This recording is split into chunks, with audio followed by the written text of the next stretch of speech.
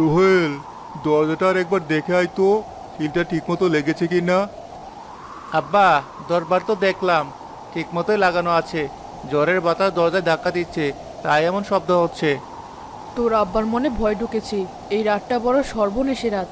এমন ঝড়ের রাতেই তো বিপদ নেমে আসে। ভয় ডুববে না? মোড়ল সাহেব কি বলে গেলেন মনে নেই? আজ রাতের ঝড় সাধারণ ঝড় নয়। বাতাসের শব্দ শুনেছিস? যেন কেউ গঙ্গাচ্ছে। ডাইনিটা আজ ঠিক বেরিয়েছে। আব্বা, আপনিও মোরল সাহেবের কথা বিশ্বাস করেন? এগুলো সব পুরোনো দিনের গল্প, ডাইনি বলে কিছু নেই। চুপ কর বেয়াদব ছেলে, যা জানিস না তা নিয়ে কথা বলবি না। তোর দাদাও এসব নিজের চোখে দেখে গেছেন। এই গ্রাম অভিশপ্ত। ছেলেকে বকছো কেন? ওর বয়স কম, তাই বিশ্বাস অবিশ্বাসের দোলায় দুলছে। কিন্তু সোহেল বাবা, আজ রাতে অন্তত কোনো বীরত্ব দেখানোর চেষ্টা করিস না। আমরা যা বলছি শোন, ঘরের বাইরে এক পাও না। কিন্তু মা, আসিফ তো এখনো ফেরেনি। ও তো গিয়েছিল নদীর ধারে নৌকাটা বেঁধে রাখতে। ওর মা একা মানুষ, নিশ্চয়ই খুব চিন্তা করছে। সর্বনাশ! ফাতিমার ছেলেটা এখনো বাইরে? ওর এত সাহস হলো কি করে? এই রাতে কেউ ঘর থেকে বের হয়? ওর মায়ের কথা ভেবেই তো গেছে। একা মানুষ, নৌকাটাই তার সম্বল। যদি ঝড়ে ভেসে যায় কি হবে? জীবনের চেয়ে কি নৌকার দাম বেশি? এখন কি হবে? ডাইনিটা যদি ওকে একা পেয়ে যায়? ভাবতে আমার শরীর ঠান্ডা হয়ে আসছে। আমি একবার ওর বাড়ি থেকে ঘুরে আসবো। ফাতেমা ফুফু হয়তো একা একা ভয় পাচ্ছেন। একদম না। আমি বেঁচে থাকতে আমার ছেলে এই ঝড়ের রাতে বাইরে যাবে না। এক চুলো নড়বি না এখান থেকে। যা হওয়ার হবে। নিজের জীবন আগে। হঠাৎ বাইরে একটা তীব্র আর্তনাদ শোনা যায়। ওটা কিসের শব্দ? চুপ! কোনো কথা বলবি না। হারিকেনটা নিভিয়ে দাও খোদেজা। না, হারিকেন নেভালে আরো ভয় করবে। আলো জ্বলতে থাকুক। আলো থাকলে অশুভ শক্তি কাছে আসতে ভয় পায়। শব্দটা আসিফের বাড়ির দিক থেকে এলো না? আমার মনটা ভালো লাগছে না মা। যা বলছি শোন। একদম চুপ করে বসে থাক। ওই ডাইনি নানা রকম শব্দ করে মানুষকে ঘর থেকে বের করার চেষ্টা করে। এটা ওর ফাঁদ। একবার বের হলেই সব শেষ। গ্রামবাসীরা সাবধান, কেউ ঘরের বাইরে বেরোবে না। দরজা জানালা সব বন্ধ রাখো। ডাইনি আজ খুব খেপে গেছে। নিজের নিজের প্রাণ বাঁচাও। মোরল সাহেব এই জ্বরের মধ্যে বাইরে কি করছেন? উনি তো প্রতি ঝড়ের রাতেই বের হন। মশাল জ্বালিয়ে সবাইকে সাবধান করে বেরান। ওনার পূর্বপুরুষেরাও এটাই করতেন। এটা তার দায়িত্ব।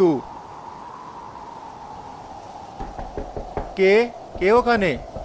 খবরদার, কোনো উত্তর দিবি না। এটা ডাইনির চাল হতে পারে। কে? কে দরজায়?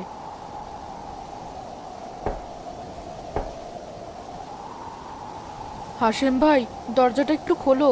আমার আসিফ ফেরেনি এখনো। ওটা তো ফাতেমা। না, খুলবি না। ডাইনি মানুষের গলা নকল করতে পারে। এটা সেই শয়তান। আব্বা, এটা ফাতেমা ফুপুরই গলা। আমি চিনতে পারছি। উনি বিপদে পড়েছেন।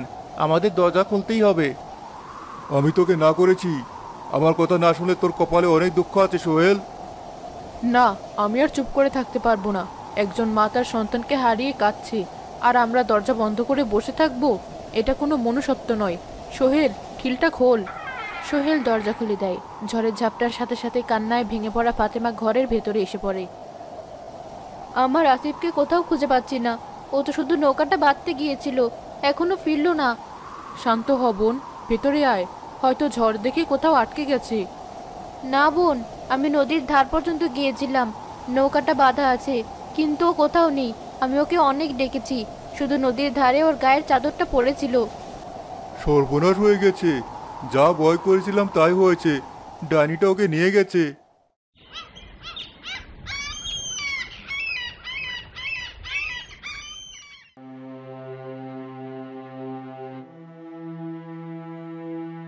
আমি কাল রাতে তোমাদের সাবধান করেছিলাম, বলেছিলাম কেউ যেন ঘর থেকে বের না হয়, কিন্তু আমার কথা কে শোনে? আসিফ তো আর ইচ্ছে করে বের হয়নি মোরল সাহেব। ও তো ওর নৌকাটা বাঁচাতে গিয়েছিল। জীবনের চেয়ে নৌকার মায়া বড় হলো। এখন কি হবে? আরো একটা ছেলে হারিয়ে গেল। ডাইনিটার শক্তি আরো বেড়ে গেল। আমরা কি এভাবেই বসে থাকবো মোরল সাহেব? বছরের পর বছর ধরে আমাদের গ্রামের ছেলেরা মেয়েরা হারিয়ে যাচ্ছে। আমরা কিছুই করতে পারছি না। কি করার আছে সোহেল? তুমি কি ডাইনির সাথে লড়াই করার কথা বলছো? ওর সাথে লড়াই করার শক্তি আমাদের নেই। আমাদের পূর্বপুরুষেরাও পারেনি। তাহলে আমাদের কি করা উচিত? প্রতি ঝড়ের রাতে একটা করে মানুষকে তার হাতে তুলে দিয়ে চুপচাপ বসে থাকবো? উপায় একটাই, সাবধান থাকা, ঝড়ের রাতে ঘর থেকে বের না হওয়া। এটাই আমাদের নিয়তি, মেনে নিতে হবে। এটা নিয়তি না মোড়ল সাহেব, এটা আমাদের কাপুরুষতা। আমরা ভয় পেয়ে লড়াই করা ছেড়ে দিয়েছি। সোহেল, মোড়ল সাহেবের সাথে তর্ক করবি না। উনি যা বলছেন ভালোর জন্যই বলছেন। মোড়ল সাহেব, সর্বনাশ হয়েছে। নদীর ধারে জঙ্গলের পথে একটা মেয়ে পড়ে আছে, অজ্ঞান। মনে হয় ঝড়ে ভেসে এসেছে। বেঁচে আছে তো? হ্যাঁ, শ্বাস চলছে, কিন্তু শরীরে অনেক আঘাতের চিহ্ন। পরনের কাপড়গুলো অদ্ভুত। অচেনা মানুষ? এই গ্রামে কোনো অচেনা মানুষের প্রবেশ নিষেধ। ওকে ওখানেই থাকতে দাও। কে জানে, ও হয়তো ডাইনিরই কোনো চর। মোড়ল সাহেব, আপনি এটা কি বলছেন? একজন মানুষ বিপদে পড়েছে, আর আপনি তাকে সাহায্য করার বদলে সন্দেহ করছেন? আমি কোনো ঝুঁকি নিতে চাই না। আমি যাব, আমি কি ওকে দেখে আসব।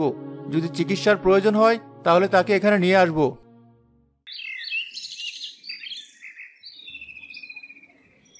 এই যে শুনছেন, চোখ খুলুন।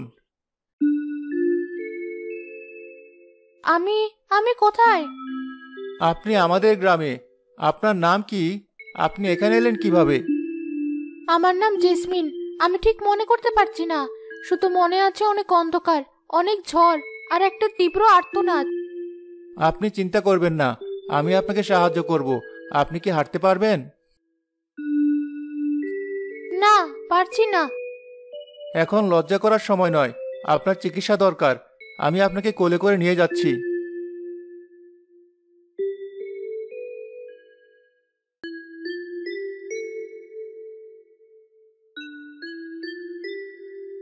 মেয়েটার অনেক জ্বর, সারা গায়ে কেমন নীলচে দাগ। জ্বরে হয়তো কোনো গাছের সাথে ধাক্কা খেয়েছে। নাকি অন্য কিছু? আমি এখনো বলছি, এই মেয়েটাকে বাড়িতে আনা ঠিক হয়নি। আমি আপনাদের অনেক কষ্ট দিচ্ছি। আপনি চুপ করুন আব্বা। ও একজন অসুস্থ মানুষ, এটাই ওর সবচেয়ে বড় পরিচয়।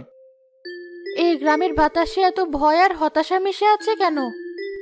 কারণ এই গ্রামে এক ডাইনির ছায়া পড়েছে। সে প্রতি ঝড়ের রাতে আমাদের গ্রামের মানুষ ধরে নিয়ে যায়। কাল রাতেও একটা ছেলে হারিয়ে গেছে। ডাইনি? সে মানুষ ধরে নিয়ে গিয়ে কি করে? সে তাদের পাথর বানিয়ে দেয়, তারপর পূর্ণিমার রাতে শয়তানের কাছে বলি দিয়ে নিজের শক্তি বাড়ায়। অন্ধকার, অনেক অন্ধকার শক্তি আমি অনুভব করতে পারছি। আমি এসেছি এই গ্রামের অন্ধকার দূর করতে। আপনি কি পারবেন আমাদের গ্রামকে এই ডাইনির হাত থেকে বাঁচাতে? যদি তোমরা আমার সাথে থাকো তাহলে নিশ্চয়ই পারবো।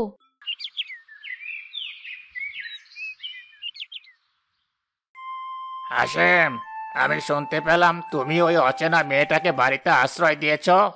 আমার হুকুম অমান্য করার সাহস তোমার কি করে হলো? মোড়ল সাহেব, ও খুব অসুস্থ, তাই। অসুস্থ? নাকি অসুস্থতার নাটক করছে? আমি এখনই এই মেয়েটাকে গ্রাম থেকে বের করে দিতে চাই। না মোড়ল সাহেব, আপনি তা করতে পারেন না। উনি আমাদের অতিথি। অতিথি? যে আমাদের জন্য বিপদ ডেকে আনতে পারে সে অতিথি নয়, শত্রু। ওকে এক্ষুনি আমার হাতে তুলে দাও। না মোড়ল সাহেব, ওকে গ্রাম থেকে বের করার আগে আপনাকে আমার মৃতদেহের উপর দিয়ে যেতে হবে।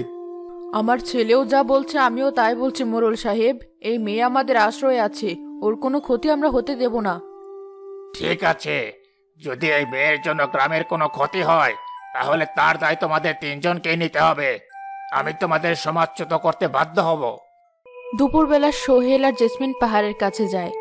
সামনে অসংখ্য মানুষের মতো পাথর দেখতে পায় তারা। এই পথটা দেখেছেন? বহু বছর ধরে কেউ এদিকে আসেনি, তাই পথ প্রায় বন্ধ হয়ে গেছে। আমি বাতাসে একটা অদ্ভুত গন্ধ পাচ্ছি, পোড়া গন্ধ।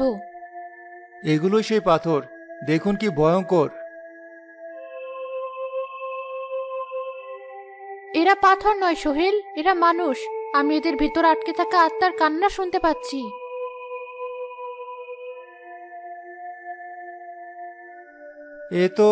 এ তো আমাদের গ্রামের হারুন চাচা। আমি ছোটবেলায় ওনাকে দেখেছি। উনি এভাবে মাথায় হাত দিয়ে বসে থাকতেন। ওই ডাইনি এদের শরীরটাই শুধু বদলে দিয়েছে। এদের শেষ মুহূর্তের ভয় আর যন্ত্রণাটাকেও পাথরের মধ্যে চিরদিনের জন্য আটকে দিয়েছে। কি নিষ্ঠুর, কি ভয়ঙ্কর! দেখো, ওই যে সবচেয়ে বড় গুহাটা, ওটাই ডাইনি রাস্তা না, ভেতর থেকে অন্ধকারের শক্তি বেরিয়ে আসছে। আমরা কি ভেতরে যাব? না, এখন নয়, আমাদের রাতের জন্য অপেক্ষা করতে হবে। পূর্ণিমার রাতে ওকে আক্রমণ করতে হবে। রাতে তো ওর শক্তি সবচেয়ে বেশি থাকে। হ্যাঁ, কিন্তু রাতেই ওকেও রাস্তা থেকে বের করে আনা সম্ভব। পূর্ণিমার আর কতদিন বাকি? আর 3 দিন। সর্বনাশ, তাহলে তো আমাদের হাতে একদম সময় নেই। পূর্ণিমার রাতেই সেই বন্দি আত্মাগুলোকে শয়তানের কাছে উৎসর্গ করে নিজের শক্তি বহুগুণ বাড়িয়ে নেবে। তাহলে আমাদের কি করতে হবে? যা করার আমি করব, আর তুমি গ্রামবাসীদের বোঝাবে আমাদের একা লড়লে হবে না, গ্রামের সবাইকে একসাথে লড়তে হবে। গ্রামবাসীরা? তারা তো মোড়ল সাহেবের কথায় উঠে বসে, তারা কিছুতেই লড়তে রাজি হবে না। তাদের রাজি করাতে হবে সোহেল, তাদের বোঝাতে হবে ভয় পেয়ে পালিয়ে থাকাটা কোনো সমাধান নয়। ভাইয়েরা, আমি আর জেসমিন আজ ওই পাথরের পাহাড়ে গিয়েছিলাম। মোড়ল সাহেব যা বলেন তা সত্যি, আমাদের হারিয়ে যাওয়া প্রিয়জনেরা ওখানে পাথর হয়ে আছে। তাহলে তো ওখানে যাওয়া আরো ভয়ের কথা। ভয় নয়, এবার আমাদের লড়াই করতে হবে। আর 3 দিন পরেই পূর্ণিমা, ওই রাতে ডাইনি তাদের সবাইকে বলে দেবে। যদি আমরা তাদের বাঁচাতে চাই, তাহলে আমাদের ওই রাতেই ডাইনিকে আক্রমণ করতে হবে। পাগল হয়ে গেছো সোহেল? তুমি গ্রামবাসীকে মৃত্যুর মুখে ঠেলে দিতে চাও? আমি আপনাদের লড়াই করতে বলছি না, আমি শুধু আপনাদের সাহায্য চাইছি। পূর্ণিমার রাতে যখন আমি ডাইনির সাথে লড়াই করব, তখন আপনাদের শুধু একটা কাজ করতে হবে। সবাইকে মশাল জ্বালিয়ে ওই পাহাড়টাকে ঘিরে দাঁড়াতে হবে। মশাল জ্বালিয়ে তাতে কি হবে? আগুন হলো আলোর প্রতীক। অনেকগুলো মশাল একসাথে জ্বললে যে আলো তৈরি হবে, তা ডাইনির অন্ধকার শক্তিকে দুর্বল করে দেবে। আপনাদের সাহসে আমার শক্তি যোগাবে। এটা পাগলামি ছাড়ার কিছুই নয়। আমি আমার গ্রামের কোনো মানুষকে এই যুগের মধ্যে ফেলতে পারি না। আমার কথা যারা মানে তারা কেউ যাবে না। আমি যাব, আমার আসিফ ওখানে আছে। আমার ছেলেকে বাঁচানোর জন্য যদি আমাকে মরতেও হয়, আমি রাজি। আমি আমার মশালটা নিয়ে ঠিক সময় পাহাড়ের নিচে গিয়ে দাঁড়াবো। আমার স্বামীও ওখানে, আমিও যাব। আমার ভাইটাকে নিয়ে গেছে, আমিও লড়াই করব। খুব ভালো, যারা মরতে চাও যাও, কিন্তু পরে আমার কাছে এসে কেঁদো না।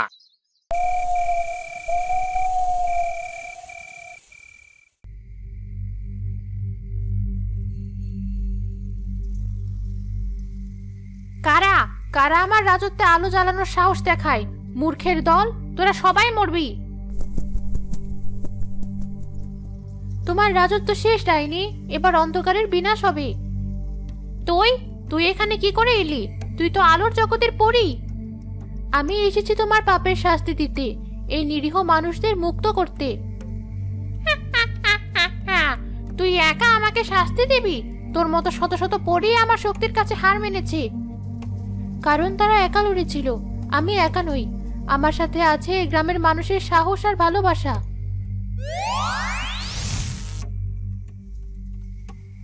এত সাহস? দাঁড়া, তোকে আমি দেখাচ্ছি মজা। ডাইনি আর জেসমিনের মধ্যে ভয়ঙ্কর লড়াই শুরু হয়ে যায়। তোর আরো বেশিক্ষণ টিকবে না পরি, আমার অন্ধকার অসীম। তোমার অন্ধকার ভয়ের উপর নির্ভরশীল। ওদিকে দেখো, ওই মানুষগুলোর চোখে কোনো ভয় নেই। জেসমিন, এগিয়ে যাও, আমরা তোমার সাথে আছি।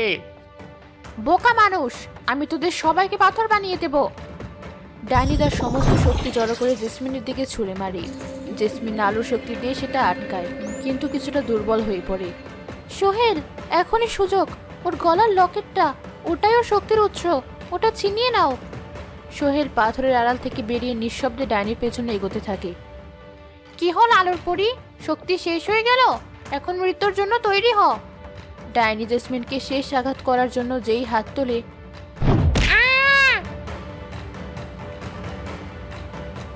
কে তুই? কে হতভাগা?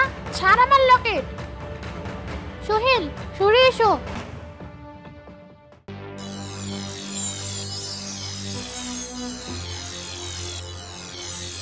না, আমার শক্তি, আমার সব শক্তি। ওটা ভেঙে ফেলো সোহেল। তোমার পাশের ওই ধারালো পাথরটা দিয়ে ওটার উপর আঘাত করো।